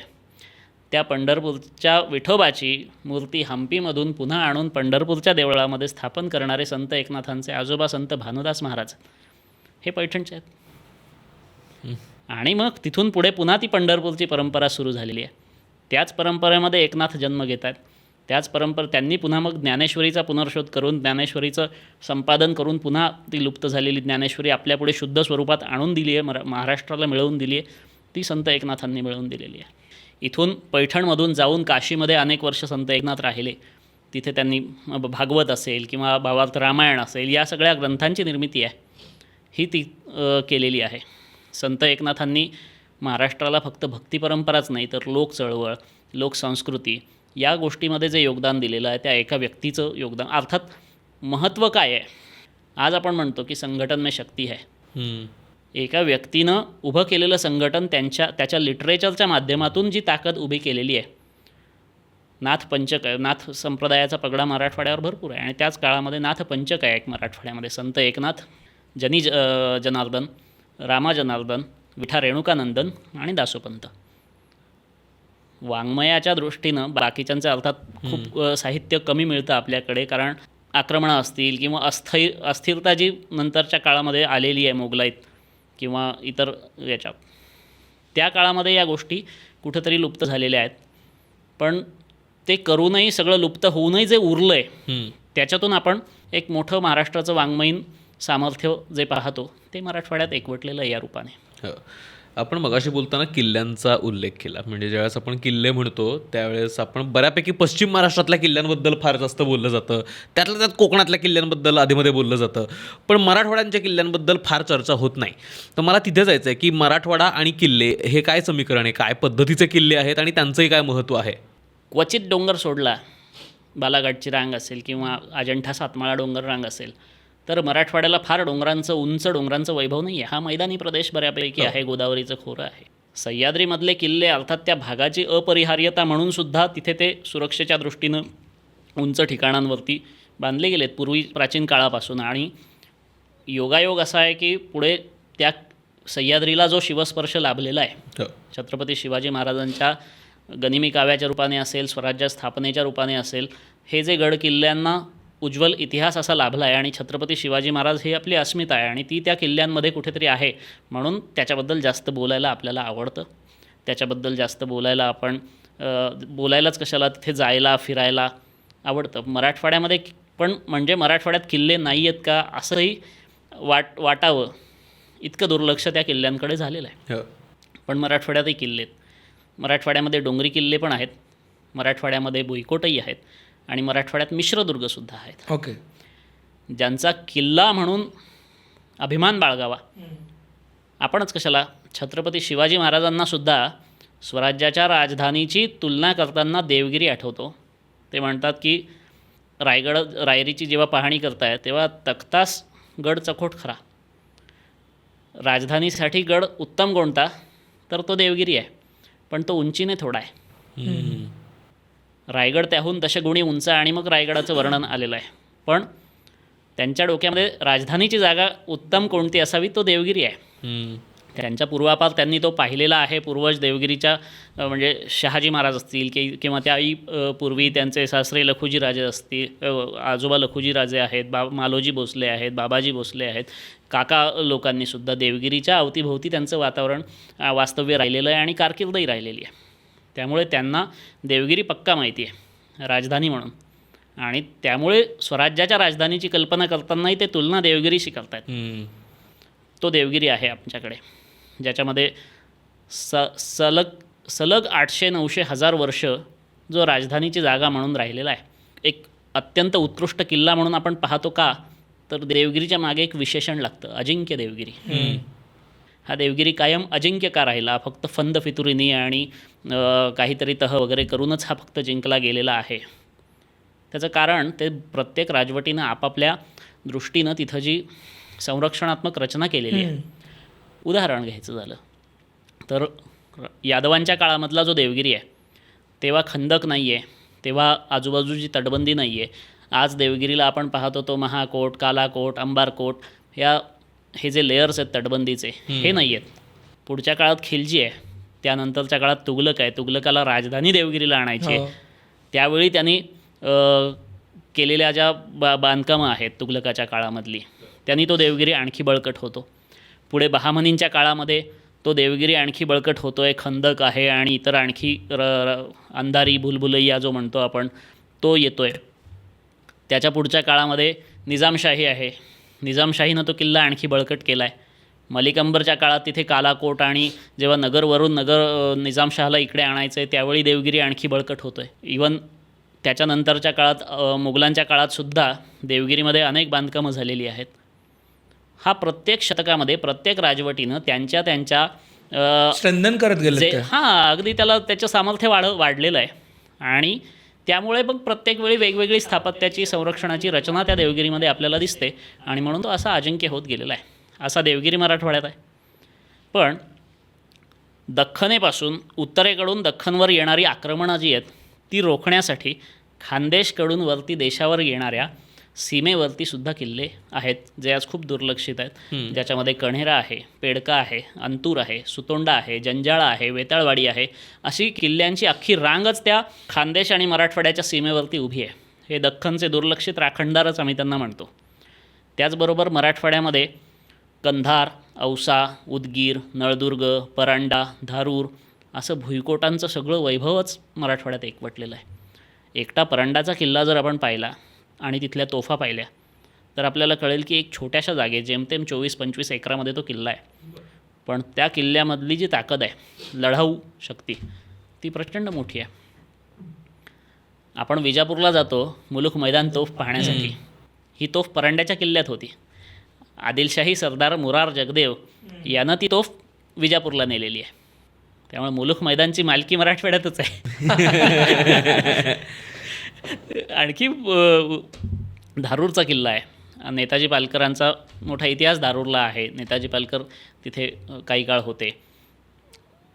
छोटे छोटे डोंगरी किल्ले पण आहेत जे अगदी यादव काळापासून असतील. लहुगड नावाचा किल्ला आहे, संभाजीनगरपासून जेमतेम 35 किलोमीटरवर आहे. पाण्याच्या टाक्यांची विशिष्ट रचना तिथं आहे. किल्ल्याच्या वरच्या टोकावर सुद्धा बाले किल्ल्यात आजही उन्हाळ्यामध्ये सुद्धा पाणी असतं. सुतोंड्यासारखा किल्ला आहे जो सोयगावसारख्या दुष्काळी भागात आहे, पण किल्ल्याच्या टोकावरती टाक्यांमध्ये पाणी आहे. जालना जिल्ह्यामध्ये रोहिलागड नावाचा एक छोटा किल्ला आहे. तो सुद्धा तिथे, आता रोहिलागड हे गाव अर्थात रोहिले तिथे राहत असल्यामुळे नंतर झालं आहे, पण ते आहे यादवकालीन गाव. तिथे यादवकालीन मंदिरं, मूर्त्या यांचे अवशेष पण आहेत. किल्ल्यामध्ये लेणी आहे. असे जालना ज्याला आज आपण शहर म्हणतो, हे जालना शहर, जुनं जालना हा एक किल्लाच आहे मस्तगड नावाचा. हो, मस्त आहे सगळं. किती मस्त नाव आहे. मराठवाड्यातले आणि त्याचबरोबर हे किल्ले असताना मराठवाड्यामध्ये मोठमोठ्या गढ्या आहेत. एक एक गढी किल्लेवजा गढी मराठवाड्यामध्ये आहेत. आपल्याला सगळ्यांनाच माहिती असलेली आणि बातम्यांमध्ये आपण अनेक वर्ष पाहिलेली देशमुखांची बाबुळगावची गढी असेल, पण अशा अनेक गढ्या मराठवाड्यामध्ये वेगवेगळ्या ठिकाणी आहेत. वाडे मोठमोठे आहेत की जे अगदी किल्लेवजा वाटावेत इतके मजबूत बांधलेले आहेत. आणि फोर्टिफाईड शहरं, तटबंदीयुक्त शहरांची जी रचना आहे, जालना तर आपण बोललो, पण आजचं संभाजीनगर जे आहे मुघल काळामध्ये 5 तटबंद्यांचं शहर आहे. खुलताबादसारखं छोटं गाव आहे, हे सुद्धा तटबंदीयुक्त शहर आहे. अर्थात मराठ्यांच्या आक्रमणाच्या भीतीनं मोगलांनी बांधलेल्या त्या तटबंद्या असतील तरीसुद्धा संरक्षणात्मकदृष्ट्या केलेली ती योजना म्हणून आपण त्याच्याकडे जर पाहिलं तर ते 5 किल्लेच आहेत. अर्थात किला-ए-अर्क अशीच त्या किल्ल्याची ओळख आहे. औरंगजेबाने स्वतःच्या राहण्यासाठी संभाजीनगरमध्ये, तेव्हाच्या औरंगाबादमध्ये जो वाडा बांधला आहे, राजवाड्याची जागा, त्याला किलाच म्हटलं आहे. किला-ए-अर्क आहे तो. 6 दरवाजे असलेला, अत्यंत सुरक्षित असा, आणि त्याच्या आतमध्ये उंचवट्यावरती त्याचा मर्दाना महाल आहे, जनाना महाल आहे आणि आजूबाजूची संरक्षक व्यवस्था आहे. त्याच्या आदेशानं, अर्थात छत्रपती संभाजी महाराजांच्या काळामध्ये मराठ्यांनी जालना लुटलं असेल, संभाजीनगरवरती आक्रमण करण्यासाठी सातारा आणि बायजीपुरा नावाचा एक भाग आहे, त्या ठिकाणी फौजा गोळा केलेल्या आहेत आणि तिथं धामधूम झालेली आहे. त्यामुळे सगळ्या शहराला तटबंदी, अख्खी 6 मैल लांबीची तटबंदी घालून त्याच्यामध्ये जवळजवळ 10-12 असे भव्य असे मोठे मजबूत किल्लेवजा दरवाजे, बुरुज वगैरे बांधून अख्खं शहर किल्ल्यासारखं पक्क केलेलं आहे. तो एवढा मोठा हा शहरपणा घातलेला हा किल्लाच आहे आज तेव्हाचा औरंगाबाद म्हणजे. 6 मैल म्हणजे ऑलमोस्ट 10 किलोमीटर झालं, केवढा. तर हा अशा किल्ल्यांची, फोर्टिफाईड शहरांची आणि गढ्या वाड्यांची रचना प्रत्येक ठिकाणी मराठवाड्यात पाहायला मिळते. हे पाहायला पर्यटक येत नाहीत हा भाग वेगळा, येतातही, नाही असं नाही, पण पर्यटन म्हणून मराठवाड्याचा असा काही या किल्ल्यांचा आज विकास झालेला नाही, म्हणून ते किल्ले आहेत त्या मूळ स्वरूपात कदाचित टिकून आहेत. म्हणजे एकेकाळचं दक्षिण गंगा गोदावरी ही मराठवाड्यातनं एवढी वाहते. एकेकाळचं काय सांस्कृतिक केंद्र किंवा बिझनेसचं केंद्र असणारं पैठण असेल, छत्रपती संभाजीनगर असेल, एवढ्या मोठ्या गोष्टी असून देखील मराठवाड्यात आत्ता मराठवाडा दुष्काळ आणि ह्याच्याबद्दल असा कसा, म्हणजे ही अधोगती कुठल्या काळापासून आपण ट्रेस करू शकतो? आणि ही फक्त राजकीय अधोगती आहे का त्याला नैसर्गिकदृष्ट्या पण आणि सामाजिकदृष्ट्या पण काही गोष्टीचं अधोपतन झालं म्हणता येईल आपल्याला? बऱ्याच गोष्टी त्याला कारणीभूत आहेत. राजकीयदृष्ट्या अर्थातच राजा कालस्य कारण आपण म्हणतो तसं आहे की राजकारणामुळे जे आमचं अधपतन म्हणता येईल किंवा जे काही कालानुक्रमानुसार बदल होत गेलेले आहेत किंवा सत्ता केंद्र सरकल्यामुळे दुर्लक्षितले गेलेलो असू आम्ही. पण याचा सगळ्यात पहिल्यांदा तर आपण पाहतो की यादवांच्या काळामध्ये खिलजीचं आक्रमण आहे, त्या काळापासून जी या प्रदेशाची लूट सुरू होती. नंतर तुघलकाने सुद्धा वैभव पाहिलं म्हणूनच अर्थात तो इथे राजधानी घेऊन आलेला आहे, किंवा बाकी शाह्या ज्या आहेत अर्थात निजामशाही वगैरे भाग ते त्याच भागात उदयाला आले आणि तिथल्याच प्रांतिक लोकांचे ते आहेत. पण पुढे मोगलांच्या काळात औरंगजेब स्वतः आलेला आहे, याच भागातनं महसूल घेतला आहे, इथेच लढाया केलेल्या आहेत आणि इथल्याच जे काही भलंबुरं झालेलं आहे ते इथेच झालेलं आहे. त्यांच्यानंतरसुद्धा हे आसफजाही वगैरे राजवटी ज्या आहेत अर्थातच परकीय लोकांनीच येऊन इथं राज्य केलेली आहेत आणि इथून नंतर पुन्हा हैदराबादला गेले. हैदराबादला जसं आसफजाहीचं सत्ता केंद्र झालं आहे तसं संभाजीनगरकडे तेव्हाच्या औरंगाबादकडे दुर्लक्षच झालेलं आहे.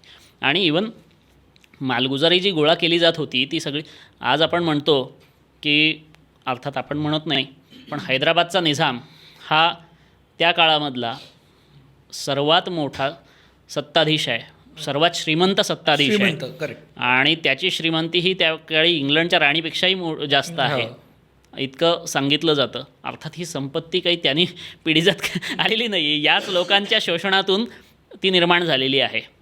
त्यामुळे शोषण सगळीकडून होत गेलं आहे. आता आपण ज्याला संभाजीनगर म्हणतो असं औरंगाबाद, परभणी, नांदेड, बीड, उस्मानाबाद या भागामधून हे सगळं ओघ हैदराबादकडेच गेलेलं आहे. आमच्या प्रत्येक शेतीचा असेल किंवा इतर गोष्टींचा असेल, करामधून जे उत्पन्न आलेलं आहे तेही सगळं हैदराबादने शोषलेलं आहे. आणि आता जे आहे हे मुंबई आणि पश्चिम महाराष्ट्र शोषतं आहे असं म्हटलं तर काही वादग्रस्त व्हायचं कारण नाही. त्यामुळे आणि अर्थात त्याला दुसरं कारण निसर्ग हा पण आहे. पर्यावरणीयदृष्ट्या पावसाची कमतरता असेल किंवा नद्यांमधलं जे बारमाही नद्यांचं पाणी कमी होत गेलेलं आहे, त्यामुळे भूजल पातळी कमी झालेली असेल, अशी अनेक कारणं आहेत. आणि सगळ्यात महत्त्वाचं कारण जे आपण जुन्या राजवटींना दोष देतो, आत्ताच्या राजकारण्यांना आपण क्लीन चिट नाही देऊ शकत. आमच्याच राजकारण्यांना की ज्यांनी कुठल्याही दृष्टीहीनतेप्रमाणे फक्त तिथून राज्य केलं, पण तिथल्या राजकारणात लोकांचं भलं काही झालं आहे असं खूप कमी आहे. काही मोजकी गोष्टी असतील. आता शंकरराव चव्हाणांमुळे मराठवाड्याला जायकवाडीचं धरण मिळालं आणि त्यामुळे डाव्या उजव्या कालव्यात आम्ही शेती आणि सिंचन सगळं पिण्याच्या पाण्याची सोय झाली आणि त्यामुळे शहरं मोठी स्थिर राहिली. नंतरच्या काळात काय झालं? नंतरच्या राजवटींनी आपापले साखर कारखाने आणि ऊसाची राजकारणं आणि आपापल्या मुलाबाळांची सोय म्हणूनच राजकारण केलेलं आहे. त्यामुळे विकास जसं आता उदाहरण पाहायचं तर चांगलं बसस्टँड कुठलं तर बारामतीचं म्हणावं लागतं. मग मराठवाड्यातलं एखादं बसस्टँड तरी नीट जाऊन बसायच्या लायकीचं पण का नाही आहे? आता हळूहळू सुधारत आहेत गोष्टी, कारण रस्ते चांगले होत आहेत. समृद्धी महामार्ग, धुळे सोलापूर महामार्ग आणि इतर अंतर्गत रस्ते चांगले झाल्यामुळे ही कदाचित ओढ सुरू झालेला आहे. पूर्वीच्या काळी जसं आमच्याकडे रफिक झकेरिया राजकारणी होते, त्यांनी वाळूज MIDC किंवा इतर MIDC आणून, सिडको आणून तेव्हाच्या औरंगाबाद शहराला आणखी डेव्हलप करायचा प्रयत्न केला. पुढच्या काळामध्ये त्यांच्या नंतरच्या राजकारण्यांनी ती दूरदृष्टी दाखवली नाही. त्यामुळे आजही तो उपेक्षा, अनुशेष आणि या गोष्टी आपल्याला बोलाव्या लागतात. महाराष्ट्रात, संयुक्त महाराष्ट्रात जेव्हा मराठवाडा सामील झाला आहे तो बिनशर्त सामील झालेला आहे. विदर्भाने ज्या अटी घातल्या होत्या की उपराजधानीचा दर्जा असावा, एक अधिवेशन तिथं असावं किंवा आणखी इतर काही गोष्टी मिळाव्यात, त्या सगळ्या गोष्टी अर्थात विदर्भाला मिळाल्या. पण महाराष्ट्रातल्या तेव्हाच्या नेत्यांनी विचार केला की भाषावार प्रांतरचना होत असताना हा मराठी भाषकांचा प्रदेश महाराष्ट्राला जोडला गेला तर काही भलं होणार आहे. कारण हैदराबाद स्टेट किंवा द्वैभाषिक राज्यांची किंवा भाषावार प्रांतरचना न करता मराठी भाषकांची 2-3 राज्य असावीत, ही संकल्पना अनेकांची त्यावेळी होती. अर्थात पंडित नेहरूंचा सुद्धा त्याला पाठिंबा होता. पण संयुक्त महाराष्ट्रात बिनशर्त सामील होऊन अखंड महाराष्ट्र निर्माण करण्यामध्ये जो मराठवाड्यातल्या नेत्यांनी त्या काळात दूरदर्शिता दाखवलेली आहे, ज्याच्यामध्ये स्वामी रामानंद तीर्थ असतील किंवा तेव्हाचे दिगंबरराव बिंदू आणि इतर मराठवाड्यातले जे धुरीण असतील, गोविंदभाई श्रॉफ असतील, या सगळ्या लोकांनी एक पिढी खर्ची गेली तरी चालेल पण आम्ही महाराष्ट्रात येऊ. त्यामुळे आम्हाला काही नाही मिळालं आणि खरंच नाही मिळालं. जी भावना त्यांनी उदात्तपणे व्यक्त केली ती नंतर अशी मराठवाड्याला घातक ठरलेली आहे. एक कथा सांगितली पंचतंत्रातली, जी कथा आहे की सिंहानं शिकार करून हरिण मारलं. एक सिंह म्हातारा होतो आणि कोल्हा आणि गाढव वगैरे जे आहेत ते शिकार घेऊन येतात आणि आणल्यानंतर मग तुला कोणता भाग पाहिजे, तुला कोणता भाग पाहिजे, सिंह म्हणतो. गाढव म्हणता अर्थात मी त्याला भुलवून त्या शिकारीला इथं आणलेलं आहे तर मोठा भाग तो मीच घेणार. सिंह एका फटक्यात त्या गाढवाला मारतो. कोल्ह्याला विचारतो तुला कोणता भाग पाहिजे. मला काही नको महाराज, मला तुमच्या पुढे आलं, तुमच्या सेवेला सादर झालो, हेच माझं भाग्य आहे. सिंह म्हणतो की इतकं हुशारी तुला, इतकं शहाणपण कुठून आलं रे. तर म्हणतो त्या मेलेल्या गाढवानं शिकवलं.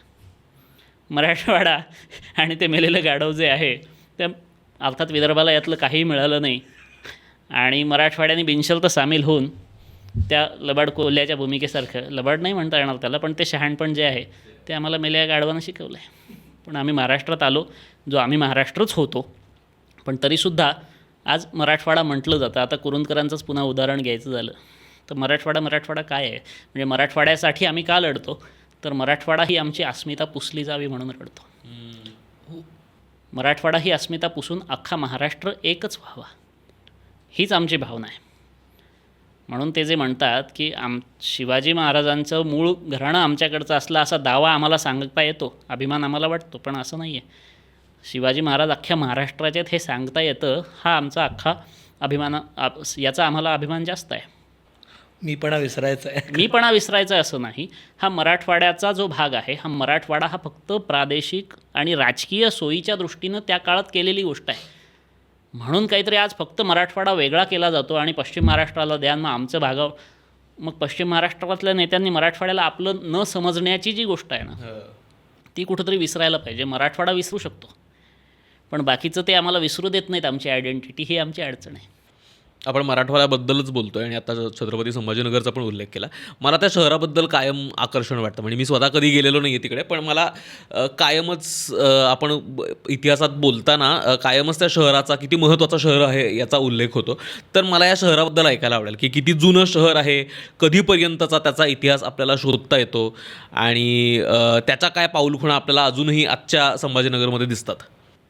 आज आपण त्याला छत्रपती संभाजीनगर म्हणत असलो तरी सातवाहन काळापासून, ज्याचा सगळ्यात पहिला उल्लेख जो आहे तो आज आपण बोरिवली नॅशनल पार्कमध्ये जेव्हा जातो आणि कान्हेरीच्या लेण्यांमध्ये त्याचा उल्लेख सापडतो की सातवाहनांची त्या राणीचा हे आहे की तिथे तळं खोदण्यासाठी ते दान दिलेलं आहे आणि तिथे चैत्य, कुटी आणि विहार बांधलेलं आहे.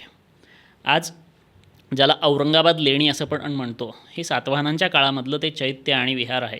तिथं पुढे नंतर पुढच्या राजवटींनी तिथे आणखी लेण्या कोरलेल्या आहेत आणि त्या राजतडागच्या जवळ आहेत. राजतडाग हे आमच्या भागाचं सगळ्यात पहिला असलेला उल्लेख आणि पहिलं नाव. तेव्हा ते शहर होतं का माहिती नाही. पुढच्या काळामध्ये खडकी या नावाचा उल्लेख येतो. या खडकीची चतुस्सीमा जी आहे ती आज संभाजीनगर शहरातला एक छोटा भाग आहे. पण सातवाहन काळामध्ये पैठण ते भोगवर्धन, म्हणजे प्रतिष्ठान ते भोगवर्धन, पैठण ते भोकरदन या मार्गावर एक महत्त्वाचं गाव हे असलं पाहिजे असे पुरातत्वीय पुरावे तिथे मिळतात. संभाजीनगर शहराचा भाग असलेले जेमतेम 5 किलोमीटरच्या परिघामधल्या जे छोट्या वस्त्या आहेत तिथल्या एक्सप्लोरेशनमध्ये सातवाहनकालीन पॉटरी आम्हाला सापडलेली आहे. त्यामुळे कळतं की इथे सातवाहन काळापासून वस्ती आहे. एक नदी आहे छोटीशी, जी पूर्वी कधीतरी बारमाही असावी आणि तिचं पात्र मोठं असावं, आज छोटं आहे. ती खाम नदीच्या काठावर आणि काही नालेमधून जाणार आहे. या काठावर वसलेलं हे खडकी आहे आणि या खडकीवरती ज्यावेळी मलिक अंबरची दृष्टी पडली आहे त्यावेळी हे एक शहर म्हणून, राजधानीचं शहर म्हणून उदयाला यायला सुरुवात झाली आहे. पूर्वी ते छोटं खडकी गाव असणार आहे. त्याचं ग्रामदैवत खडकेश्वर आणि जी काही चतुस्सीमा आहे, स्मशानभूमी आणि हे असेल त्याचे उत्खनन करताना किंवा आजही बांधकामामध्ये जेव्हा खणलं जातं तेव्हा जे काही अवशेष मिळतात त्यावरून आपल्याला लक्षात येतं. पण ज्यावेळी चांदबिबीच्या पाडावानंतर आणि मोगलांनी नगरची निजामशाही खिळखिळी केल्यानंतर 4 वर्षाच्या निजामाला घेऊन मलिक अंबर, शहाजीराजे हे या प्रदेशात येतात आणि त्या निजामासाठी मलिक अंबर हे शहर वसवतो. हे शहर वसवतानासुद्धा त्या 16व्या शतकाच्या अगदी शेवटच्या दशकामध्ये इथे कामाला सुरुवात होते आणि मलिक अंबर आपल्या सगळ्यांना माहिती आहे की जो ॲबेसिनियातून आलेला एक गुलाम आहे.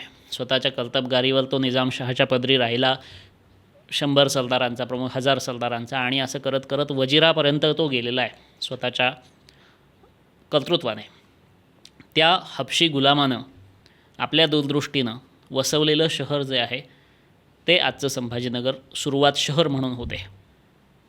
त्याने शहरामध्ये पाणी अर्थातच नदी बारमाही नसल्यामुळे ग्राउंड वॉटरवर, विहिरींवरती अवलंबून आहे. पण जर राजधानी म्हणून जर डेव्हलप करायचं आहे तर पाण्याची रचना असली पाहिजे. म्हणून शहराजवळच्या डोंगरामधून गुरुत्वाकर्षणाचा उपयोग करून त्यांनी नहर खणली आहे. त्याच्या डोक्यात बगदाद आणि या सगळ्या गोष्टी त्यांनी पाहिलेल्या आहेत आणि तिकडची जी नहरींची कल्पना आहे ती इथे प्रत्यक्षात आणायला त्याला जेव्हा संधी मिळालेली आहे अनेक वर्षानंतर, तेव्हा त्यानं त्या संधीचं सोनं केलं आणि ज्याला आज आपण प्रसिद्ध नहरे अंबरी असं म्हणतो आमच्या भागामध्ये, त्या नहरीनं पाणी आणलं आहे. पाणी शहरामध्ये वेगवेगळ्या भागात खेळवलं आहे. निजामासाठी महाल बांधला आहे, राजवाडा बांधला आहे.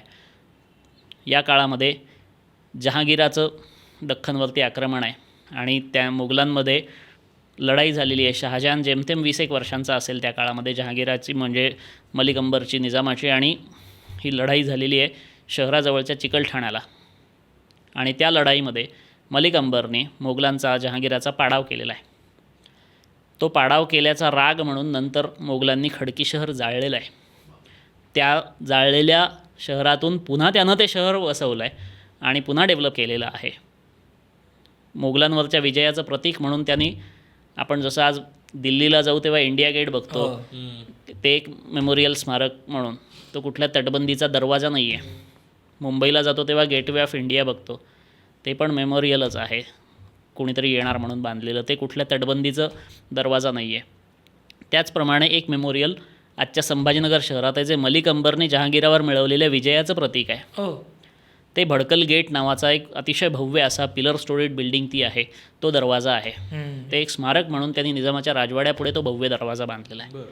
तो संभाजीनगरमधलं मलिक अंबरनं उभारलेलं एक स्मारक मोठं आहे. शहाजहानपासून, अर्थात जहांगीर, मलिक अंबर, शहाजहान यांच्यापासून या प्रदेशावरती एक शहर म्हणून कुठंतरी या भागाचं महत्त्व ठसत चाललेलं आहे. आणि मग मोगलांच्या काळात जेव्हा तो सुभेदार म्हणून आला आहे दख्खनला, तेव्हा बुऱ्हाणपूर सुरुवातीला आणि नंतर औरंगाबाद हे त्यांचं एक अतिशय महत्त्वाचं केंद्र राहिलं आहे. या भागातलं हवामान, इथली एकंदर इथलं वातावरण म्हणजे मोगलांच्या अर्थात सगळ्याच सरदारांनासुद्धा फार आवडलेलं आहे. ओके.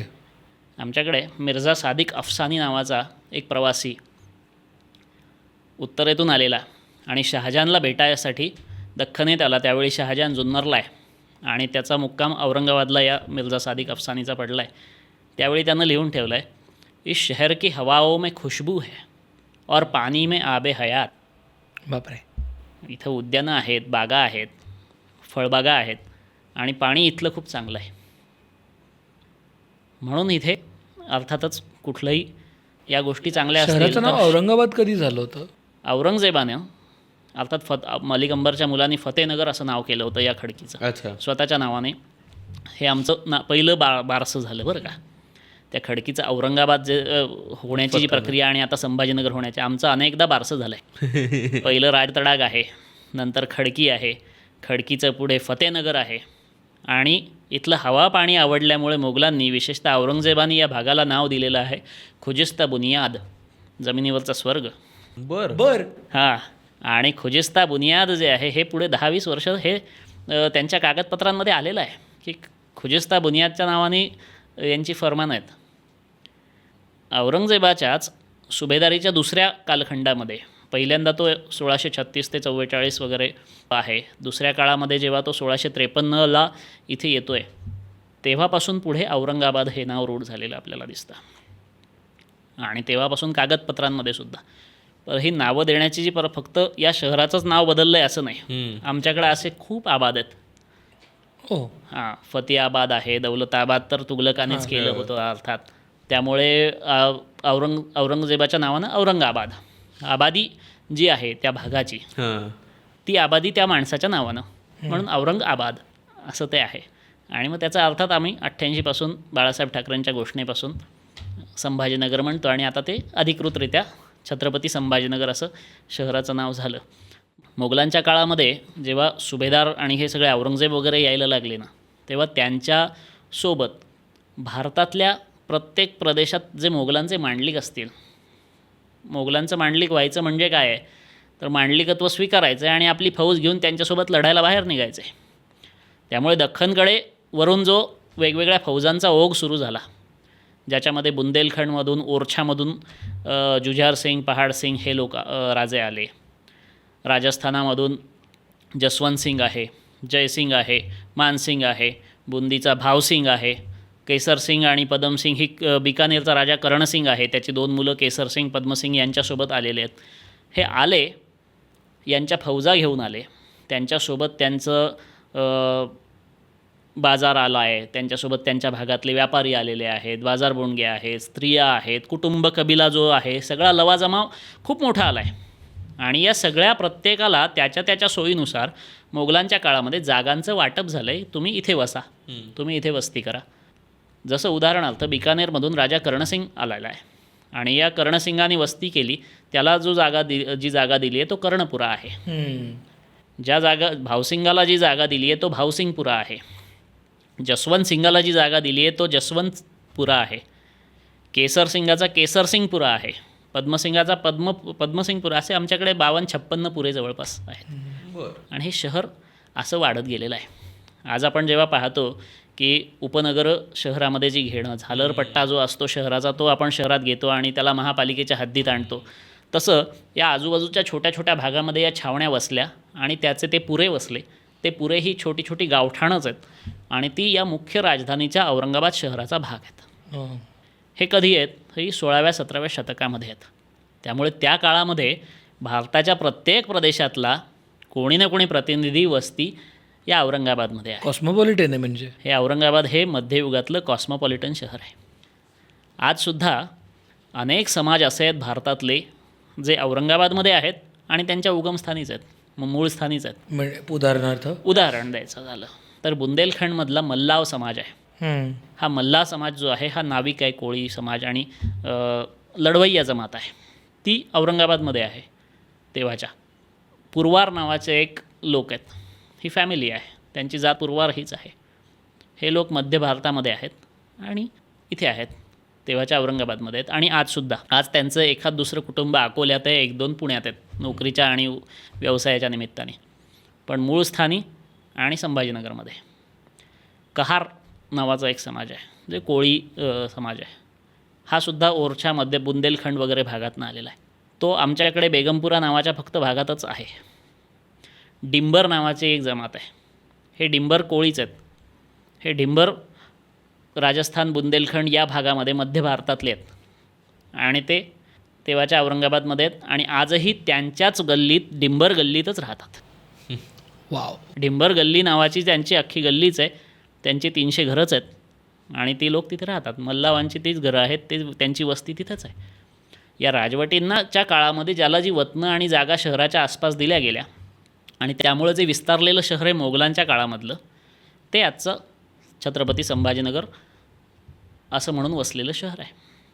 त्या काळात तो प्रभाव आहे आणि त्याच्या पाऊलखुणा म्हणायचं. आज जसं तुम्ही म्हणता की संभाजीनगरला गेल्यावर काय पाहिलं पाहिजे शहरामध्ये? दख्खनचा ताज पाहायला जातात. ज्याला बीबी का मकबरा आपण म्हणतो. औरंगजेबाची पत्नी रबिया दुर्राणी उर्फ दिलरस बानू बेगम हिच्या स्मरणार्थ तो बांधला आहे आणि ताजमहालसारखं साम्य आहे म्हणून त्याला दख्खनचा ताज म्हणतात. अर्थात ताजमहालची तुलना म्हणजे मकबऱ्याची तुलना ताजमहालशी होऊ शकत नाही. ताजमहाल हे सौंदर्याचं मूर्तिमंत प्रतीक आहे. पण बीबी का मकबऱ्याचं सौंदर्य कशात आहे असं म्हटलं तर त्यावेळी कमीत कमी मार्बल कमी असल्यामुळे फक्त 300 गाड्या मार्बल त्याला लागलेला आहे आणि घुमट आणि चबुतरा आणि मुख्य मजार एवढंच फक्त मार्बल आहे. पण तो अख्खा चमकतो आहे कसा पांढरा. तर हे स्टको प्लास्टरमध्ये त्याला केलेलं फिनिशिंग आहे आणि त्या चुन्याच्या प्लास्टरमध्ये संगमरवराचा फील आणलेला आहे. डिझाईन पण त्यातलंच आहे आणि प्लास्टर पण तेच आहे. त्यामुळे बीबी का मकबरा जो आहे तो अख्खा मार्बलचा वाटतो पण तो नाही आहे. दख्खनचा ताज वगैरे त्याला हे अगदीच अलीकडचं खूप सोपं नाव आहे. पण असं काही नाही, दोन्ही वास्तूंची वैशिष्ट्य वेगवेगळी आहेत. त्याचबरोबर आमच्याकडचं सगळ्यात जुनं स्मारक जे आहे पाऊलखुणा पाहायच्या तर सातवाहन काळामधली ज्याला आज औरंगाबाद लेणी म्हटलं जातं ती राजतडागच्या किनाऱ्यावरची लेणी आहे. त्यानंतर दरवाजे आहेत जे या तटबंदीतले दरवाजांचं शहर पण संभाजीनगरला म्हणतात. आज आमच्याकडे जे भले मोठे दरवाजे या वेगवेगळ्या 5 तटबंद्यांचे आहेत ज्याला मकाई दरवाजा, दिल्लीकडे जाणारा दिल्ली दरवाजा, पैठणकडे जाणारा पैठण दरवाजा, जालन्याच्या दिशेला पूर्वेला असलेला जालना दरवाजा आणि मक्केकडे तोंड करून पश्चिमेला असलेला मकाई दरवाजा, हे 4 मुख्य दरवाजे. आणि त्याशिवाय इतर अख्खी दरवाजांची भली मोठी संख्या आहे कारण 6 मैल लांबीची तटबंदी आहे. बापरे. त्याच्यामध्ये वेगवेगळ्या काळामध्ये बांधले गेलेली स्मारकं आहेत, मशिदी आहेत, मंदिरं आहेत. महत्त्वाचं आमच्याकडे जे महाराष्ट्रातली खंडोबाची 11 स्थानं आहेत मानाची, त्याच्यामधलं सातारे हे गाव जे आहे हे आमच्या संभाजीनगरमध्ये आहे. या सातारे गावामध्ये खंडोबाचं प्राचीन मंदिर होतं. एका डोंगराच्या कड्यावर वसलेलं, त्याला कडेपठार असंच आजही म्हणतात. आणि त्याचा उल्लेख आहे औरंगजेबाने ते मंदिर पाडलं आणि त्यांनी त्याच्या नातवाला पत्र लिहून ठेवलेलं आहे की ही माझ्या सातारा भागातली ही माझ्या शिकारीची आवडती जागा होती. इथे खंडेरायाचं देऊळ होतं, अल्लाच्या कृपेने मी ते पाडलं. ते पडकं देऊळ उत्तर यादव काळातलं आजही तिथे आहे. पुढच्या काळामध्ये जेव्हा बाजीराव पेशव्याचे गुरु म्हणता येतील असे नारायण दीक्षित ज्यांनी पुढे काशीचे घाट बांधले त्यांना जहागीर सातारा दिलेली आहे आणि त्यांनी त्या साताऱ्यामध्ये राहून त्या खंडोबाची उपासना केली. त्या खंडोबाचं नित्य जाऊन तिथे ते पूजा करत होते. त्यांचा वाडा तिथे आहे आणि त्यांनी तो डोंगरावरचा खंडोबा गावात आणला. गावात खंडेरायाचं खूप मोठं देऊळ बांधलं. मोगलांच्या काळात अर्थात ते पुन्हा पाडलं गेलं. अहिल्याबाईंच्या काळात पुन्हा त्याचा जीर्णोद्धार झाला. अतिशय सुंदर असं ते मंदिर आज संभाजीनगरमध्ये आहे. त्याबरोबर यादव कालापासूनच्या 12 आमच्याकडे आहेत. अगदी या राजपूत आणि बुंदेलखंडातल्या राजांनी आलेल्या त्यांच्या काळातसुद्धा त्यांनी या 12 बांधलेल्या आहेत. जुनी मंदिरं आहेत, वाडे आहेत आजही शिल्लक असलेले. आणि अर्थातच सगळ्यात मोठं म्हणजे आमच्याकडे या नहरी आहेत. मलिक अंबरनी नहरे अंबरीने पाणी आणलं. पुढे अनेक लोकांनी तीच पद्धत वापरली. मोगलाईमध्ये पाणी आणलं, पाणचक्की तयार झाली. त्या पाण्यावरती पाण्याचं सायफन पद्धतीने चक्की चालवून तिथे दळण पण व्हायचं आणि ते एक आज पर्यटन स्थळ असलं तरी तेव्हाची गरजेची बाब आहे. मराठवाड्यामध्ये आज जसं मराठवाड्यातून पुण्याकडे स्थलांतर होतं तसं पुण्याकडून मराठवाड्याकडे जो स्थलांतराचा ओघ होता हा पण मध्ययुगात खूप मोठा आहे. ओ, हे कधी घडलेलं आहे? हां, अर्थात याला राजकीयच कारण आहेत. मराठे आणि निजाम संघर्ष हा अनेक वर्ष प्रदीर्घ काळ चाललेला हे आहे. बाजीरावाच्या काळापासून मराठवाड्यातल्या गोष्टींची माहिती मिळावी म्हणून आणि पैठणशी असलेले त्यांचे संबंध जे आहेत पैठणमधल्या मराठी लोकांशी, सावकारांशी, हे उत्तरोत्तर वाढत गेले आणि त्यांनी काही घराणी इथली तिथे नेऊन स्थायिक केलेली आहेत. ज्याच्यामध्ये अनेक उदाहरणं देता येतील. पटवर्धनांचं आहे, दीक्षितांचं आहे. तसं एक ठळक उदाहरण द्यायचं तर एक भगवान नाईक थत्ते म्हणून होते. हे थत्ते सावकार होते आणि बाजीरावाच्या सांगण्यावरून हे साधारण 18व्या शतकाच्या मध्यामध्ये त्या भागामध्ये स्थायिक झाले. त्यांनी तेव्हाच्या औरंगाबादमध्ये बेगमपुरा नावाचा जो भाग आहे त्या भागात वस्ती केली, वाडा बांधला. दौलताबादला स्वतःची टाकसाळ सुरू केली आणि स्वतःची टाकसाळ असताना हे निजामालाही कर्ज देत होते. हे बाजीराव आणि या पेशव्यांच्या पुढच्या मोहिमांनाही हे कुटुंब कर्ज देत होतं. यांनी त्या भागामधला दुष्काळ दूर करण्यासाठी स्वखर्चाने 6 किलोमीटर लांबीपासून पाणी आणून स्वतःची नहर बांधलेली आहे. थत्ते नहर म्हणून आज त्या भागामध्ये ती आजही आहे. भला मोठा हौद बांधला आहे आणि 6 किलोमीटरवरून डोंगर पार करून सायफन पद्धतीनं ते पाणी आणलं आहे आणि ते त्या बेगमपुऱ्यामध्ये पुरवलं आहे. बापरे. त्या भल्या मोठ्या हौदामध्ये तर सोडलंच आहे, पण वेगवेगळ्या वाड्यांमध्ये सुद्धा त्याची कनेक्शन्स दिलेली आहेत. नळ योजना आणि त्या वाड्यांमध्ये त्याचे हौद आहेत. कारंजातून पाणी पडतं आणि परिसरातले लोक ते पाणी घेऊन जातात. वाव. 1972ला खूप मोठा दुष्काळ आपल्याकडे पडला होता आणि त्याची उदाहरणं आजही दिली जातात. पण हा थत्ते नहर 1972च्या दुष्काळातही आटला नव्हता. तेव्हा अख्ख्या संभाजीनगरमधून पाण्यासाठी या थत्ते नहरावरती लोक आलेले आहेत, पाणी घेण्यासाठी. या कुटुंबाची 12वी-13वी पिढी आज संभाजीनगरमध्ये राहते. त्यांच्यासोबत आलेले इतर अनेक लोक त्या भागात राहिले आणि वारंवार येत राहिले, कारण या थत्त्यांमधल्या प्रत्येक पिढीतली माणसं कर्तबगार निघत गेली. संभाजीनगरवरतीच फक्त बोलायचं झालं तर या एकेका व्यक्तिमत्वावर सांगावं लागेल, इतकं मोठं कर्तृत्व या प्रत्येकाने करून ठेवलेलं आहे, ज्याची आज एकच उदाहरण सांगायचं पुन्हा या थत्त्यांचंच, तर या थत्त्यांचे 8वे-9वे वंशज प्रिन्सिपल गणेश नागेश थत्ते यांचं निधन जेव्हा झालं आहे तेव्हा पाकिस्तान रेडिओने बातमी दिलेली आहे त्यांच्या निधनाची. का बरं? आणि त्याचं कारण असं की निजामानं जे इंटर कॉलेज सुरू केलं होतं आमच्याकडे, त्याचे हे प्राचार्य होते. नवाबाच्या मुलालासुद्धा शिक्षा करणारे असा त्यांचा लौकिक होता आणि त्यांनी या शहराच्या लौकिकामध्ये, सांस्कृतिक वैभवामध्ये खूप मोठी भर घातली. त्यांच्या काळामध्ये त्या परिसरात राहणारे लोक, तिथे येणारे अधिकारी या प्रत्येकाचं एकत्र आणून एक शहर म्हणून अर्थात ही घटना निजाम काळातली आहे, त्यामुळे निजाम काळातले जे अधिकारी असतील किंवा स्वातंत्र्योत्तर काळानंतर जे कलेक्टर, कमिशनर म्हणून जे लोक येतात, त्याचा किस्सा अगदी सांगण्यासारखा आहे. म्हणजे सेतू माधवराव पगडी, थोर इतिहासकार, हे आमच्याकडे कलेक्टर होते आणि ते सुद्धा या थत्त्यांच्या संपर्कात आले. त्यावेळी जे डिस्ट्रिक्ट मॅजिस्ट्रेट होते, न्यायमूर्ती बळवंतराव घाटे, हे गणेश नाईक थत्ते, सेतू माधवराव पगडी, या सगळ्यांनी मिळून एकनाथ संशोधन मंदिर स्थापन केलं. हे एकनाथ संशोधन मंदिरामध्ये त्यांनी ही सगळी जुनी मराठवाड्याचं हस्तलिखितं, ताम्रपट आणि या सगळ्या गोष्टी गोळा करून त्याचं संशोधन करून प्रकाशनं केली. त्यामुळे हा बराच मोठा इतिहास पुढे येऊ शकला. या गणेश नाईक थत्त्यांनी डॉक्टर बाबासाहेब आंबेडकरांनी ज्यावेळी औरंगाबादला मिलिंद कॉलेजची स्थापना केली आणि मराठवाडा आणि विदर्भातल्या लोकांच्यासाठी शिक्षणाची दारं खुली केली. मिलिंद कॉलेजची स्थापना करताना बाबासाहेब आंबेडकरांनी स्वतः येऊन तिथे निजामाकडून 54 एकर जागा आणि त्यानंतर अशी बरीच मोठी जागा खरेदी करून त्या ठिकाणी ते कॉलेज उभारलं आणि महाराष्ट्रातच नाही तर त्यावेळी बडोदा संस्थांमध्ये किंवा इतर ठिकाणी जे चांगले प्राध्यापक असतील असे सगळे लोक आणून त्यांनी या तेव्हाच्या औरंगाबादमधल्या मिलिंद कॉलेजमध्ये त्यांनी आणले. त्याच्यामध्ये इतिहासतज्ञ डॉक्टर रमेश शंकर गुप्ते ते बडोद्यावरून आणले.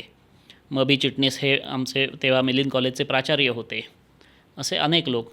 तेव्हा इंटर कॉलेजचे प्राचार्य असलेल्या गणेश थत्त्यांकडं बाबासाहेब आंबेडकर अनेकदा यायचे, चर्चा करायचे आणि या गणेश थत्त्यांच्या संकल्पनेतूनच मराठवाडा विद्यापीठाची स्थापना या भागात झालेली आहे.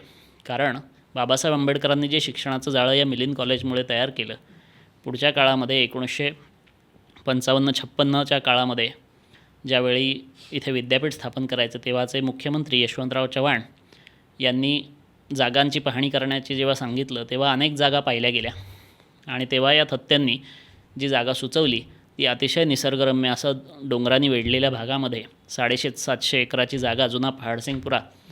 तेव्हाचे कलेक्टर असलेले भुजंगराव कुलकर्णी हे त्यांचे विद्यार्थी होते आणि त्यांच्या सांगण्यावरून भुजंगराव कुलकर्णींनी यशवंतरावांना ही जागा दाखवली. त्यांना ती आवडली आणि ते विद्यापीठ आमच्याकडे स्थापन झालं. बाबासाहेब आंबेडकरांनी आणि त्याही पूर्वी अगदीच तुरळक घटना आहेत, पण प्रामुख्यानं मराठवाड्याच्या शिक्षणावरती सगळ्यात अर्थात निजाम काळामध्ये आमच्याकडे काही शिक्षणाचं फार हे नाही आहे. तैतानिया, वस्तानिया वगैरे जे प्राथमिक आणि नाहीतर शिकायचं असेल, उच्च शिक्षण घ्यायचं असेल तर थेट हैदराबादला उस्मानिया विद्यापीठातच जावं लागायचं. बापरे. हे थत्तेसुद्धा स्वतः उस्मानिया विद्यापीठात गेलेत शिकायला, तिकडून गोल्ड मेडल घेतलं.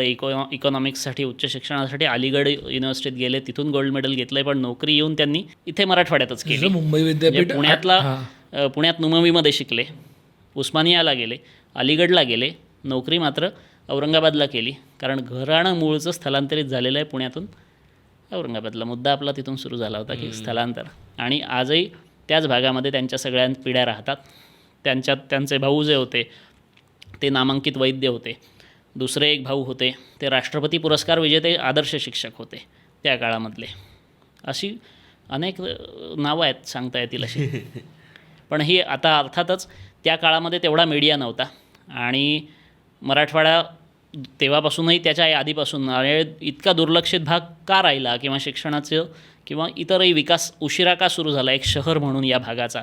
तर आम्ही निजामशाहीत जरी असलो, राजधानी हैदराबाद आहे, तिकडून जे उपकारात येईल तेवढंच आमच्याकडे मिळणार आहे. फरकच सांगायचा इतर महाराष्ट्राच्या तुलनेमध्ये आमच्या भागाचा, तर मुंबई विद्यापीठाची स्थापना 1856ची आहे आणि मराठवाडा विद्यापीठाची स्थापना 1958ची आहे. हा काळ जे बोलतो, ऑलमोस्ट 100 वर्षाचा फरक आहे. या काळामध्ये आम्ही इतके मागे आहोत.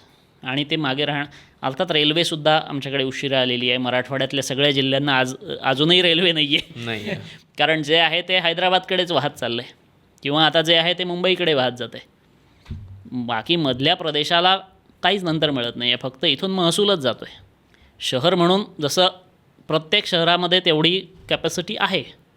अगदीच लातूर घेतलं किंवा नांदेड घेतलं, ही बाकी सगळ्या दृष्टीने लोकांनी आणि स्थापत्य वगैरे, जागा, मुबलक पाणी, या सगळ्यांनी समृद्ध शहरं आहेत. पण राजकीय अनास्थेमुळं या एकेका शहराला स्वयंपूर्ण होण्याचं भाग्य अजून तरी काही लाभलेलं नाही. ते इतिहास काळातलंच भूषण आम्ही अजूनही सांगतो. सातवाहन काळात समृद्धी होती बरं का आमच्याकडे. यादव काळामध्ये सगळ्या भारताला आकर्षण होतं बरं का आमचं. किंवा मोगल काळातसुद्धा सगळे आम्ही दख्खनमधले कॉस्मोपॉलिटन होतो. पण आम्ही ते होतो हेच आम्हाला सांगावं लागतं दुर्दैवाने. तो आता बोलताना कॉस्मोपॉलिटन म्हणालास आणि हैदराबादचा इन्फ्लुएन्स आणि असं विदर्भाची असलेलं कनेक्शन, मराठवाड्याच्या भाषेवरती, कारण की इतका काळ मुघल होते त्यामुळं खडी बोली असेल, उर्दू असेल, त्याचा इन्फ्लुएन्स, शेजारी कर्नाटक आहे तर कन्नडचा इन्फ्लुएन्स, मराठी आहे त्याचा. सो भाषा कशी घडत गेली मराठवाड्याची?